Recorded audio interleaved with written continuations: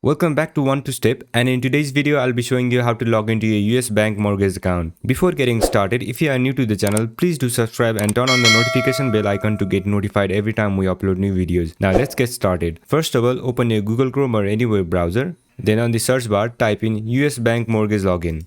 Once you press enter, you'll see these kind of results. From this, click on the first link. Then it will take you to this login page. On this page, click on the button where it says login. Once you click on it, you'll get to this login page.